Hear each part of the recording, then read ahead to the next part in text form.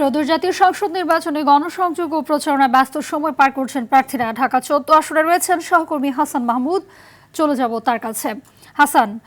হাসান জানাবেন যে ঢাকা 14 আসনের প্রার্থীদের প্রচারণার কি তথ্য রয়েছে আপনার কাছে এবং ভোটাররা কি বলছেন? হাবিবা, ধন্যবাদ। আপনি যেমনটি বলছিলেন, আমি এখন অবস্থান করছি ঢাকা 14 আসনে। ঢাকা 14 আসনে আমি দেখেছি যে প্রার্থীরা কিন্তু ভোটারদের দ্বারে দ্বারে যাচ্ছেন।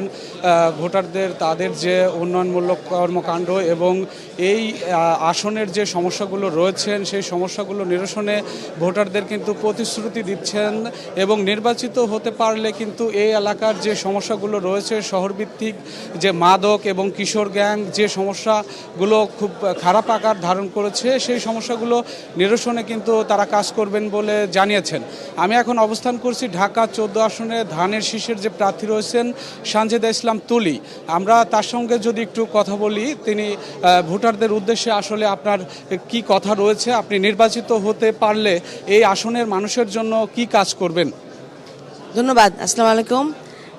আমরা ঢাকা 14 আসন থেকে ধানের শীষের প্রার্থী হিসেবে আগামী 12ই ফেব্রুয়ারি যে নির্বাচনে অংশগ্রহণ করছি এবং ঢাকা 14 আসন আপনারা জানেন দারুসালাম, মিরপুর, শাহালি, রূপনগর আংশিক থেকে শুরু করে 2টা ইউনিয়ন আছে আমাদের, বনগাঁও, কাউন্দিয়া। তো এই সবটা এলাকাতে যেই মানুষ, সকল জনঘন বসতি আমাদের, তো সেই যেই সমস্যাগুলো আমরা পেয়েছি জনগণের কাছে, যে তাদের মধ্যে আপনারা যেটা বললেন, জনগণের জননিরাপত্তা নিশ্চিত করাটা আমাদের প্রধান প্রায়োরিটি সকল অবস্থার প্রেক্ষিতে। তো আর যেটা আমরা আসলে বলতে চাই যে দুর্নীতি, চাঁদাবাজি, দখলদারিত্ব, মাদকের ব্যাপক প্রভাব, যেখানে আসলে আমরা দেখতে পাচ্ছি যে তরুণ প্রজন্ম, আমাদের ভবিষ্যৎ প্রজন্ম আসলে ধ্বংসের মুখে, যেটা ক্ষমতার অপব্যবহার আসলে কুক্ষিগত হয়ে গেছিল। তো সেই জায়গা থেকে উত্তরণ করে নিয়ে আসতে হবে। এই লক্ষ্যে আমাদের অনেক পরিকল্পনা এখানে কাজ করছে। যেমন আমরা একদম জিরো টলারেন্সে থাকবো মাদকের ক্ষেত্রে, দুর্নীতির ক্ষেত্রে, দখলদারিত্ব, চাঁদাবাজির ক্ষেত্রে, এবং সেই লক্ষ্যেই কাজ করে যাচ্ছি। পাশাপাশি আপনি আসলে এই যে নির্বাচনী প্রচারণা 9টি দিন পার করলেন, কেমন প্রত্যাশা করছেন বা ভোটারদের কেমন সাড়া পাচ্ছেন?